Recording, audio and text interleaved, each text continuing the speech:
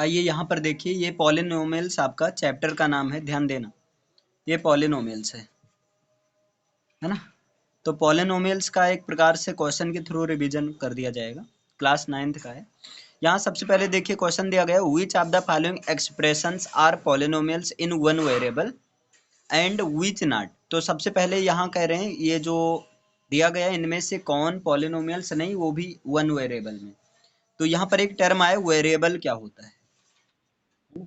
तो variable means होता है कोई नंबर होता है। हाँ, क्या हुआ भाई? Hello hello. नहीं, थोड़ा, हाँ हाँ भाई, थोड़ा सा मैनेज करो, देखो नेट तो चल रहा है यहाँ पर। क्यों? अच्छा, एक मिनट।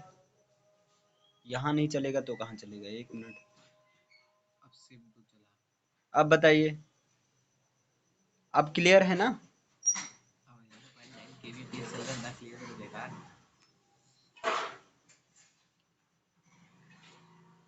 क्लियर दिख रहा है? अरे भाई एक बार बता दो, आगे चलें।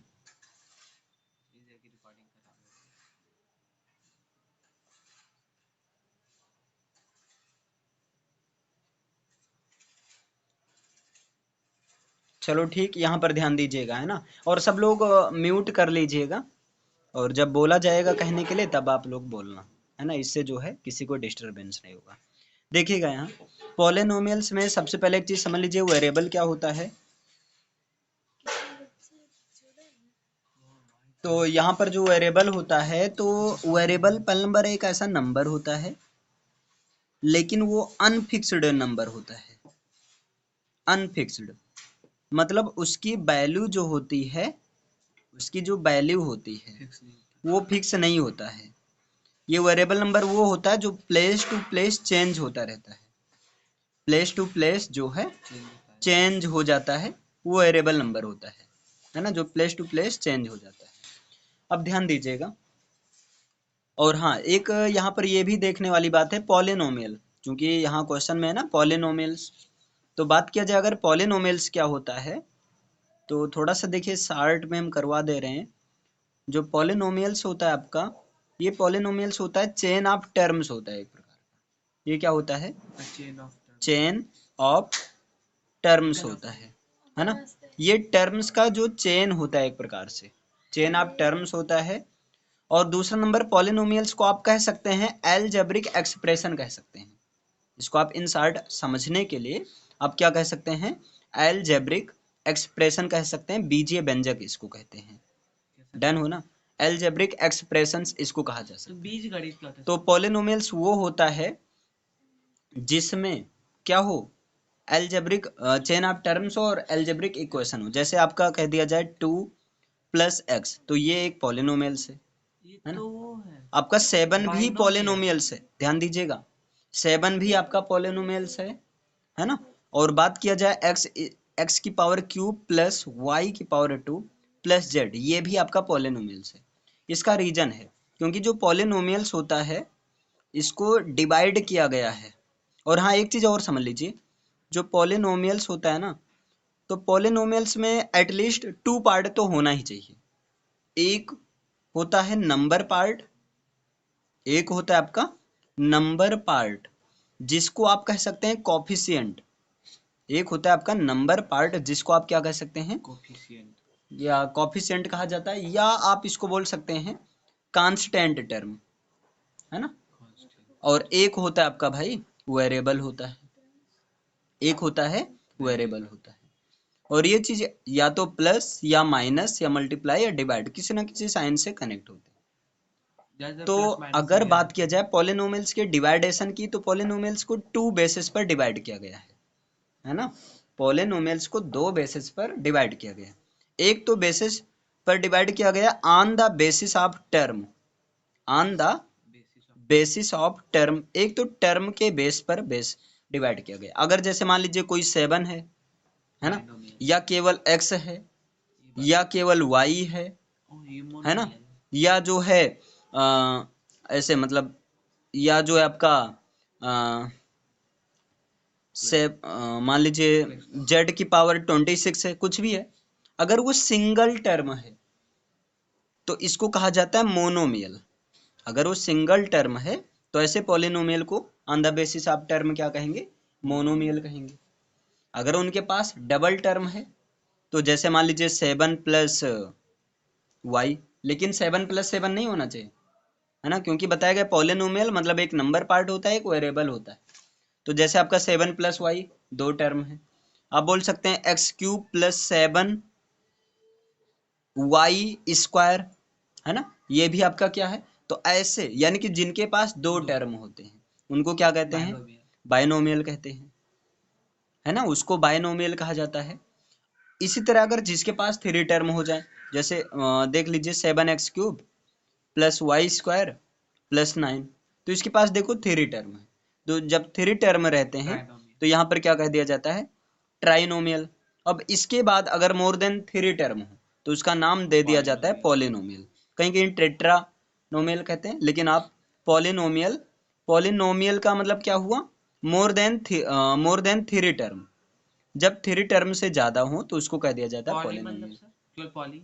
पॉली मीन्स मैनी होता है। अब जैसे mono means single, one term ही है। बाई मतलब टू, दो टर्म होना चाहिए। और ट्राई मतलब थ्री, और पॉली मतलब मैनी, कई सारे टर्म होते हैं। दूसरा है, देखिए जो दूसरा आपका है ना, वो on the basis of, on the on the basis of degree, on the basis of degree of polynomial, on the basis of degree of polynomial.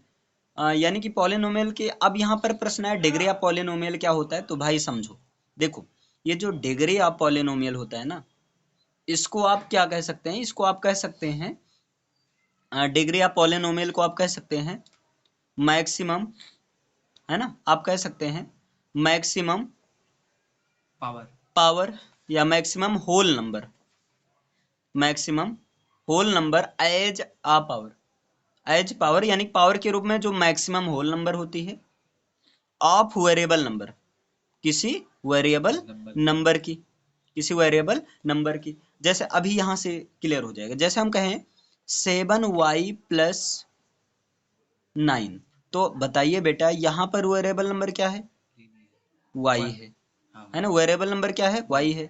y की पावर क्या है, 1 है। और देखिए यहाँ y की पावर 1 है ना, आपका क्या है, y की पावर 1 है।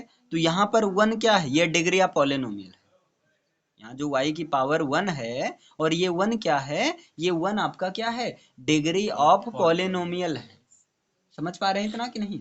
तो देखिए इसके पास एक ही डिग्री है, जब एक डिग्री हो मतलब मैक्सिमम पावर 1 हो वेरिएबल नंबर की, तो वहां से ऐसे मतलब पॉलिनोमियल को क्या कहा जाता है, लीनियर पॉलिनोमियल कहते हैं।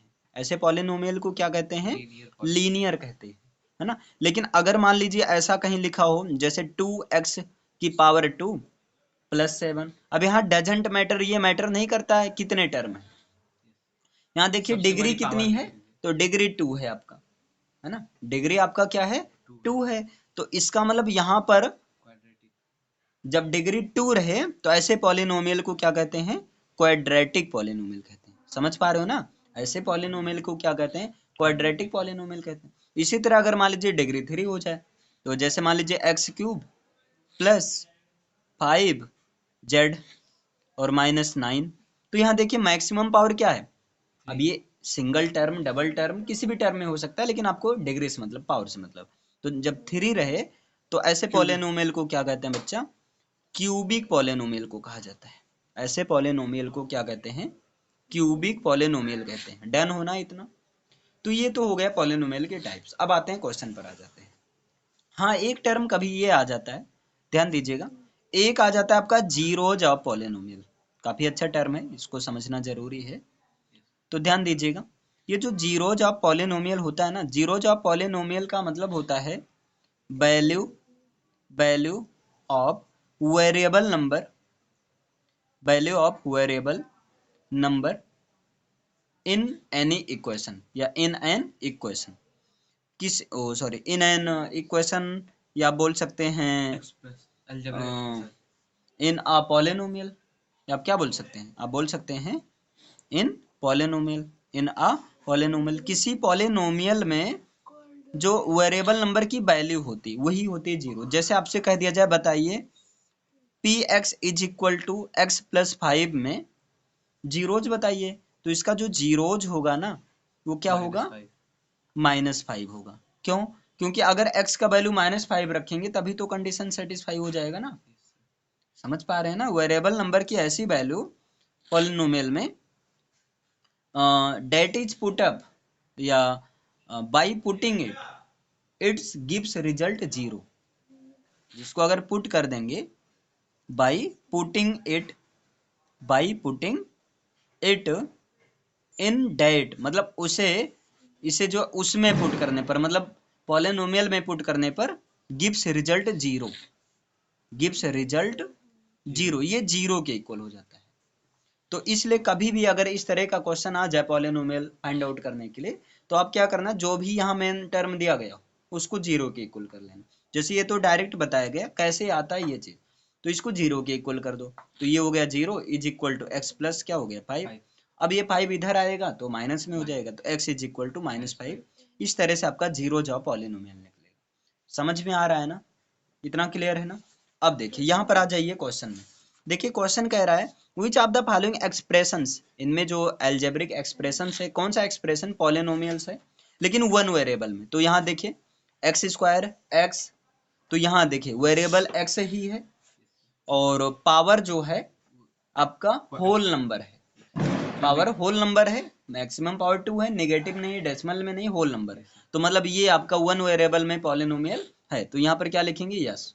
इसमें देखिए आपको पावर से मतलब है, तो यहाँ क्या है, पावर 2, तो बेटा ये भी तो है और एक ही वेरिएबल है, तो ये आपका क्या है, yes it is polynomials in one variable. यहाँ पर देखिए 3√t और प्लस t√2 है ना। तो अब यहाँ पर देखिए क्या ये वेरिएबल है ना। तो है तो पॉलिनोमियल्स है तो, लेकिन समस्या ये हो जाता है कि यहाँ पर जो पावर देखेंगे ना वो नेगेटिव हो जाएगा, तो मामला लोचा हो गया है ना, इसलिए नो है ना। यहाँ पर देखिए इसी तरह ये भी नहीं है ना, क्योंकि एक्चुअल में अगर इसे सॉल्व किया, ये ऊपर जब जाएगा तो y की पावर नीचे +1 है, ऊपर जाएगा -1, ये भी नहीं आपका। यहाँ देखिए ये तो आपका पॉलिनोमियल तो है लेकिन वन वेरिएबल में नहीं, तो लिख देंगे x की पावर 10 y की पावर 3 प्लस t की पावर 50 इज नॉट हाँ is not polynomial of one variable, है ना। ये वन वेरिएबल में पॉलिनोमियल नहीं है। क्लियर है ना। एक चीज और ध्यान दीजिएगा, यहाँ पर पांचवा 3 वेरिएबल का है और तीसरा चौथा नहीं है। चलो इतना डन है ना। चलिए तो हाँ ये दोनों नहीं है। अच्छा इसका रीजन है भाई, अरे यार ये बताया गया था ना, ये अगर इस फॉर्म में हो तो रूट हमेशा किस में जाएगा, पावर में जाएगा 1/2 के फॉर्म में, है ना। और ये वैसे भी नहीं होगा क्योंकि वहाँ होल नंबर होने चाहिए। अच्छा दूसरा क्वेश्चन कह रहा है right the coefficient of x square in each of the following.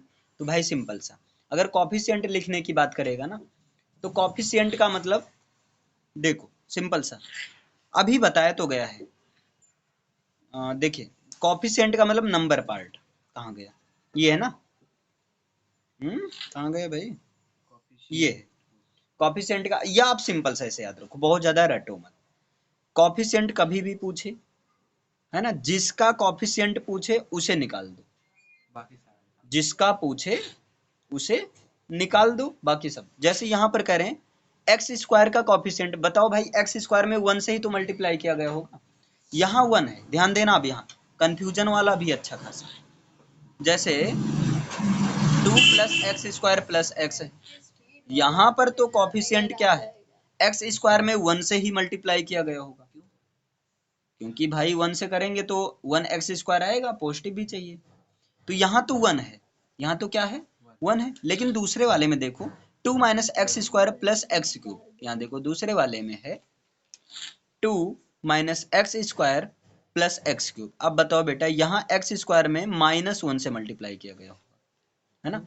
इस अरे -1 से मल्टीप्लाई करेंगे तभी तो -x² आएगा, तो इसका मतलब एक्स स्क्वायर का कॉफिशिएंट यहाँ पर -1 है। समझ पा रहे हैं ना? हमको तो ये लिखना था ना इसे छोड़ के। नहीं नहीं, एक्स स्क्वायर में देखो किससे मल्टीप्लाई किया गया होगा, एक्स स्क्वायर को निकाल देंगे तो माइनस भी तो बचेगा और 1 तो है ही, तो -1 यहाँ पर है, लेकिन यहाँ पर 1 है। अब यहाँ पर देखिए, यहाँ पर बताइए क्या हो जाएगा, पाई/2 हो जाएगा, और यहाँ पर क्या हो जाएगा, देखिए यहाँ एक्स स्क्वायर का पूछ रहे हैं, यहाँ एक्स स्क्वायर कोई है ही नहीं, तो इनको हम जबरदस्ती लिख सकते हैं। क्या लिख सकते हैं? √2x - 1 इज नॉट अ, यहाँ पर लिखा जा सकता है 0 × एक्स स्क्वायर, लिख सकते हैं कि नहीं?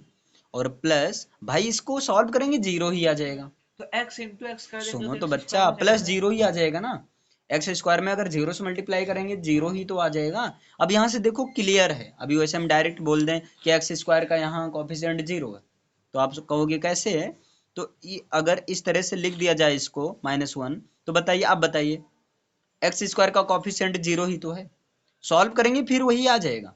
करिए। अरे भाई एक्स स्क्वायर 0 जा 0, हाँ। 0 प्लस इतना हो जाएगा, तो प्लस में तो यही आ जाएगा ना, मतलब यहाँ पर एक्स स्क्वायर का कॉफिशिएंट क्या है, 0 है। ये आपको कंफ्यूज किए हैं, लेकिन आपको कंफ्यूज नहीं होना है। अगला देखो, कह रहे हैं give one example each of a binomial of degree 35। ये कह रहे हैं बाइनोमियल होना चाहिए डिग्री 35, तो बाइनोमियल जो आप चाहो आप लिख दो, a+7 लिख दो, कोई दिक्कत नहीं भाई, लेकिन डिग्री 35 लो, हो गया, कुछ भी आप चेंज कर सकते हो, है ना। फिर कह रहे हैं मोनोमियल लिखिए, अच्छा मोनोमियल लो, लिख दिए, मोनोमियल हो गया। डिग्री 100 होना चाहिए, तो डिग्री 100 खत्म, है ना। अगला कह रहे हैं डिग्री बताइए, अब इसमें बताइए इसकी डिग्री क्या होगी, 3 है भाई, डिग्री का मतलब क्या हो, मैक्सिमम पावर, तो यहाँ 3 है, यहाँ पर क्या है 2 है, यहाँ पर क्या है 1 है ना, क्योंकि किसी नंबर पर कोई पावर ना हो तो समझ लेना 1 है ना। और बताइए यहाँ पर क्या है, यहाँ 0 है, अच्छा 0 इसलिए है क्योंकि 3 को हम क्या लिख सकते हैं, 3 को हम लिख सकते हैं 3 × x⁻0, x⁻0 किसी की पावर अगर 0 है ना, 0 है तो उसका वैल्यू क्या आता है, 1 आता है, तो भाई यहाँ पर क्या है आपका 0, अरे 0 तो दिख ही रहा है, अब क्लियर हुआ इतना। फिर कह रहे हैं बताइए कौन लीनियर है, कौन क्वाड्रेटिक है, कौन क्यूबिक है, तो लीनियर मतलब एक ही टर्म और एक ही डिग्री, है ना, एक ही टर्म और एक ही डिग्री, तो यहाँ ये 3t ये लीनियर है आपका, और कौन कौन लीनियर है, बस एक तो ये है और एक ये 1 + x है। अब बताइए ये तो ये आपका क्या है, क्वाड्रेटिक, ये क्या है क्यूबिक, ये क्या है क्वाड्रेटिक, वाई स्क्वायर है ना, ये आपका क्या है क्यूबिक है, ये आपका क्या है क्वाड्रेटिक है, डन है ना। तो इस प्रकार से 2.1 आपका कंप्लीट हो गया। अभी आपने देखा जीरोज ऑफ पॉलिनोमियल, तो जीरोज तो भैया आप समझ ही गए, है ना, जीरोज क्या होता है, जीरोज क्या होता है अभी बताया गया ना, क्या है जब जीरो के इक्वल क्या जाता है, हाँ, जीरोज का मतलब क्या होता है, ये वेरिएबल नंबर की ऐसी वैल्यू होती है जिसको अगर इक्वेशन उस पॉलिनोमियल में पुट कर देंगे तो जीरो, तो इसके लिए सबसे पहले इसको जीरो मान लेना। जैसे अब यहाँ पर इस पर आप क्वेश्चन देख सकते हैं, यहाँ पर देखिए, यहाँ 2.2 आप देख सकते हैं, देखिए यहाँ दिया गया है। अब ये तो भाई सिंपल सा, find the value of polynomial, इतना ये करें, एक बार x का वैल्यू 0 रखो तो बताओ कितना आएगा, है ना। तो यहाँ अगर x का वैल्यू 0 रखेंगे तो 5 0 जा 0, मतलब यहाँ 0 हो गया, और 4 0 स्क्वायर मतलब 4 0 जा 0, तो 0 - 0 मतलब 0, और +3 मतलब 3 आंसर आ गया अगर x का वैल्यू 0 रखेंगे। अब ऐसे आपको बताना है x का वैल्यू -1 रखेंगे तो पूरे का वैल्यू क्या आएगा, है ना, x का वैल्यू 2 रखेंगे, इजी है ना, सॉल्व कर लोगे।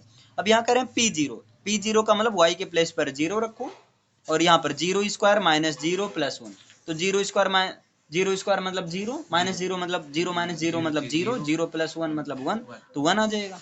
समझे इतना, एक बार y का वैल्यू 0 रखना है, एक बार 1 रखना है, एक बार 2 रखना है, सॉल्व कर लेना है, डन, कैलकुलेशन आपके हाथ में है।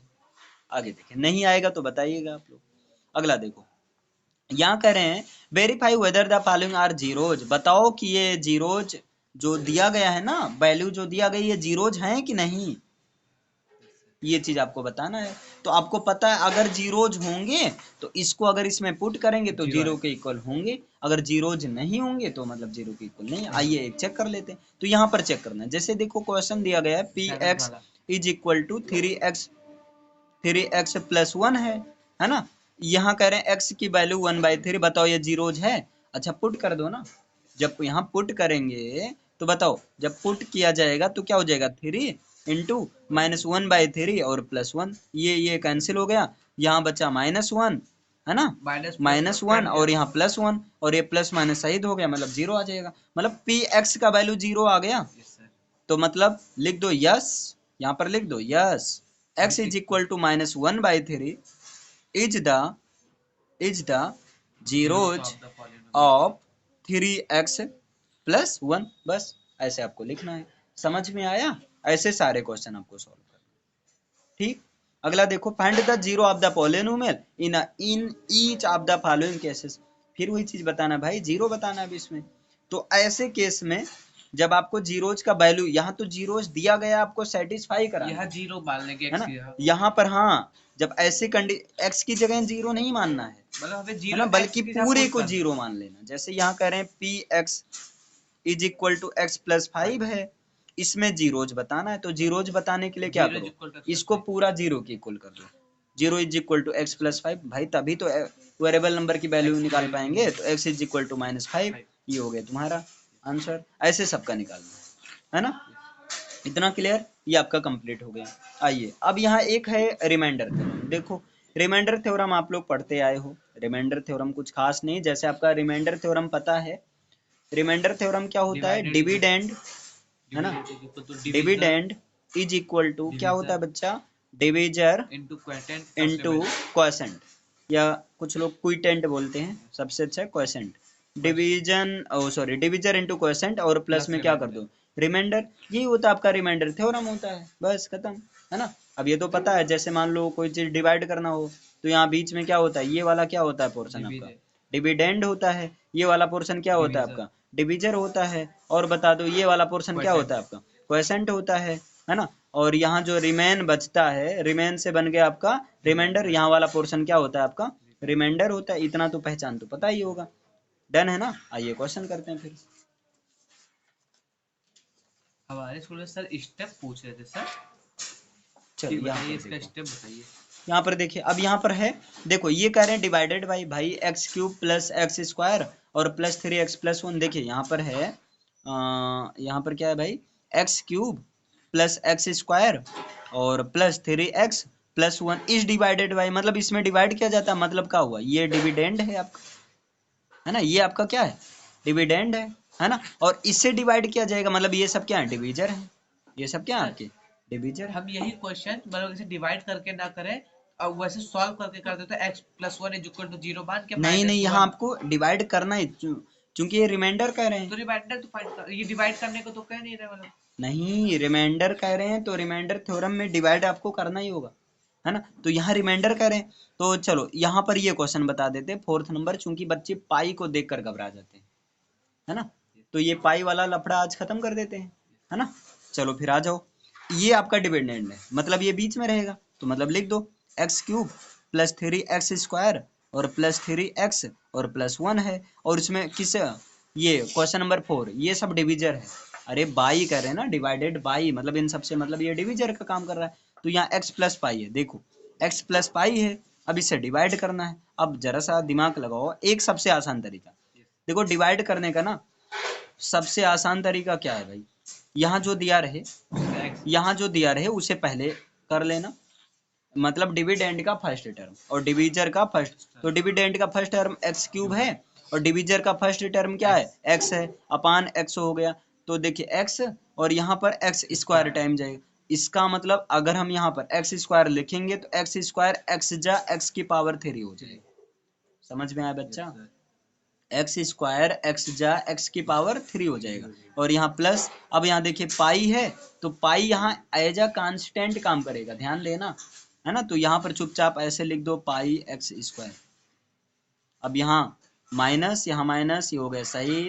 यहाँ पर देखिए 3x² माइनस पाई x² है आपका, है ना, 3x²। तो इनको हम क्या लिख सकते हैं, देखो इनको हम लिख सकते हैं 3 - पाई x² लिख सकते हैं भाई। x² कॉमन ले लिया गया डायरेक्ट, नहीं समझे, x² यहाँ भी कॉमन ले लिया गया, तो यहाँ बचा 3 और यहाँ -पाई के साथ लिख दिया गया।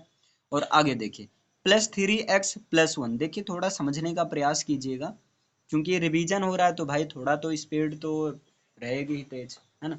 अब यहाँ पर देखिए, यहाँ पर आप फिर वही प्रोसेस करिए, 3 माइनस पाई एक्स स्क्वायर में एक्स को डिवाइड 3 माइनस पाई है ना एक्स स्क्वायर में अगर इसका फर्स्ट टर्म लेंगे तो बेटा क्या मिल रहा है, एक्स मिल रहा है, एक्स एक्स ये कैंसिल हो जाए तो बचा क्या, 3 माइनस मतलब हमें कितने टाइम ले चलना रहेगा, हमें ले चलना रहेगा 3 माइनस पाई और ये प्लस है ना एक्स टाइम ले चलेंगे। तो देखो एक्स एक्स एक्स स्क्वायर हो गया और 3 माइनस पाई 1 जा, मतलब एज इट इज लिख दिया जाएगा 3 माइनस पाई और ये एक्स स्क्वायर। और अब यहाँ देखिए, यहाँ बीच में क्या लगाएंगे, प्लस लगाएंगे। अब यहाँ देखो पाई से, अब यहाँ ध्यान देना, अगर इसको हम सॉल्व भी करेंगे तो 3 माइनस पाई एक ब्रैकेट में और यहाँ पाई को जब एक्स से मल्टीप्लाई करेंगे तो आ जाएगा पाई एक्स, तो यानी कि यहाँ पर क्या आ जाएगा 3 माइनस पाई और यहाँ पर पाई एक्स आ जाएगा।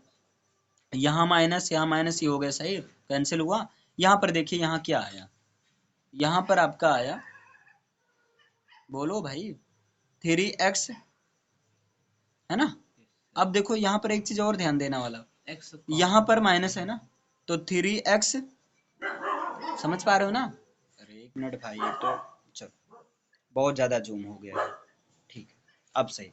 तो यहाँ देखिए 3x में से आपको माइनस करना है, क्या माइनस करना है, ये वाला है ना, ये वाला का मतलब 3 माइनस पाई एक्स को माइनस करना है। अच्छा अलग सॉल्व कर लो, 3x माइनस अंदर का साइन चेंज हो जाएगा, तो 3x माइनस यहाँ पर हो जाएगा minus minus plus minus minus plus हो जाएगा और यहाँ पर क्या हो जाएगा, पाई।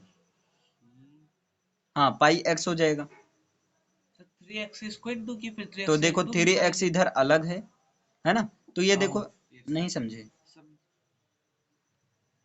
3x अच्छा अरे हाँ समझे सर। यहाँ पाई एक्स है, सॉरी सॉरी, यहाँ पाई देखो एक्स ये तो भी वही तो है। देख लो, यहाँ पर जो है आपका पाई एक्स है, एक मिनट भाई, यहाँ पर आपका पाई एक्स है ना, तो यहाँ पाई एक्स भी है, सॉरी थोड़ा सा।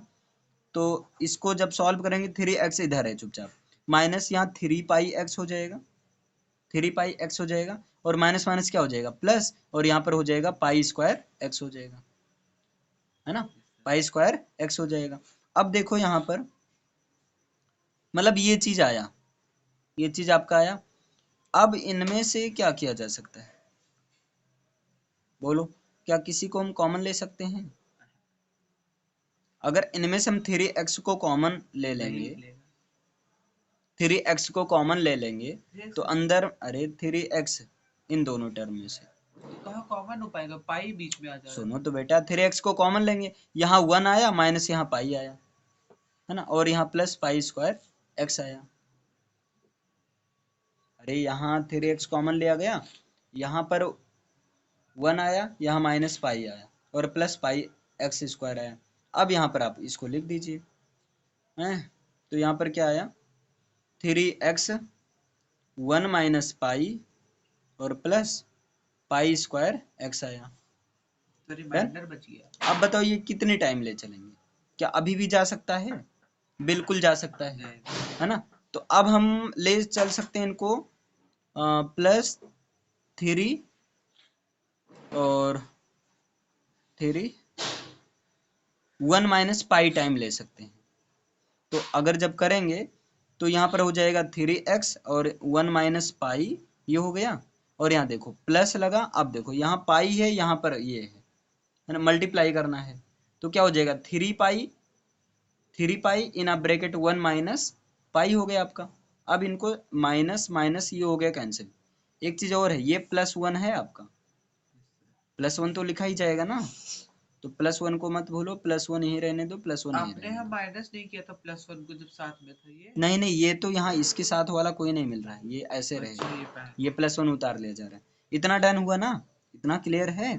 अब यहाँ पर देखो पाई स्क्वायर एक्स है और यहाँ 3 पाई है, अब इनको अलग अलग, तो देखो पाई स्क्वायर एक्स में से आपको ये चीज माइनस करना है, मतलब तो ये +1 तो अभी रहेगा नहीं। तो देखो यहाँ पर अलग से कर देते हैं, पाई स्क्वायर एक्स में से क्या माइनस करना है, ये वाला। अब इसको अंदर में अगर सॉल्व करेंगे तो आएगा 3 पाई और माइनस 3 पाई स्क्वायर आएगा, है ना, ये तो आएगा। और बस अब ये चीज आएगा आपका, देखो इनको क्या और कुछ लिख सकते हैं, तो काफी लंबा लोचा हो गया। अभी ये चीज वैसे आएगा सॉल्व करते हैं, आपका, दो मिनट में आंसर आ जाता फैक्टर थ्योरम से। हाँ वैसे नहीं, दोनों से भाई, इससे भी तो जानो। अच्छा, पाई स्क्वायर एक्स हो गया, -3 पाई हो गया, -3 पाई r² हो गया। मेरा 4 तो तो अगर निकल इन निकलेगा दोनों मेरे को में। ले लो साथ में, इन दोनों को ले लो, है ना, तो आ जाएगा तुम्हारा पाई स्क्वायर कॉमन मिल जाएगा, यहाँ x-3 और -3 पाई हो जाएगा, है ना, ये चीज हो जाएगा। फिर दोनों में से, पाई को कॉमन ले लो। हाँ, दोनों में से पाई को कॉमन ले लो आप, तो पाई को कॉमन ले लिया जाएगा, तो अंदर में बचेगा x माइनस पाई x-3 और -3, यही चीज आपका लिख दो यहाँ, पाई पाई x-3 और -3, ये चीज हो गया आपका, डन है ना। देखो इसका एक तरीका और है, तो वो तरीका, जैसे आपको यहीं पर स्प्लिट कर देना है, यहीं पर इसको ब्रेक कर देना है, वो वाला आप कर सकते हैं, जैसे यहाँ पर एक, वहीं पर उसको ब्रेक करके आप कर सकते हैं, तो इतना लंबा नहीं जाएगा उसका, है ना। जैसे ब्रेक करने का मतलब अगर हम करें x+पाई, और यहीं ब्रैकेट में देखो, ये चीज है आपका, ये चीज है आपका।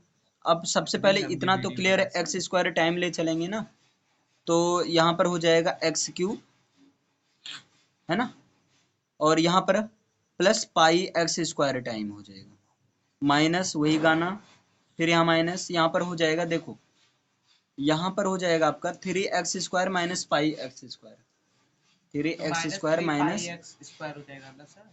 तो यहाँ पर हो जाएगा आपका, इनको ऐसे लिख दो, क्यों ऐसे लिख दिया जाए, ऐसे हो जाएगा -3 पाई x स्क्वायर। यहाँ पर कर दो, नहीं नहीं, -3 नहीं होगा, ये तो यहाँ माइनस है ना, यहाँ पर आपका हो जाएगा,